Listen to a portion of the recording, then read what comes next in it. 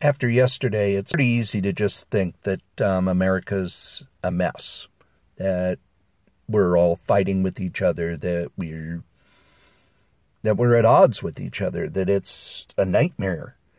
And it's easy to fall into that. But last night, I had to come into work. See, I'm here. I'm here at work.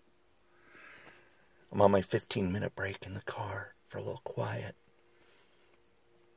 But as I left, one of the things I noticed was that I live in a neighborhood with a lot of immigrants.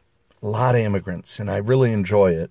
The couple had come by because it was Saturday night. They were selling empanadas. They were selling tortillas and, basically they were coming by and selling food. And what it is, they use that food to pay. They make the food and then they sell it door to door to pay for the parties going on. And there were like 3 or 4 parties going on.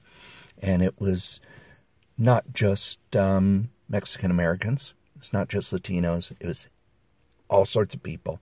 There were African Americans there. There were white people there. There were, Latinos there. And they were, they had grills going. They had music playing. And they were enjoying each other's company. And there was a lot of laughter and a lot of stories being told. And all in my little neighborhood on a Saturday night at about 9 o'clock. That's America. What happened on the news was horrific and terrible, and we need to remember that even though there are scenes like that going on, there's also this. Bill Hicks used to say that, he'd watch CNN and it's death, horror, pain, destruction. And then he'd look out the window and he'd hear crickets and birds and all that. And we need to keep that in mind as we go through this, whatever it is. I had a friend in high school, Carol Rask, who used to ask, well, in the 60s, when all the protests and everything were going on, what would we do? And I always like to think that I would have been involved. I'm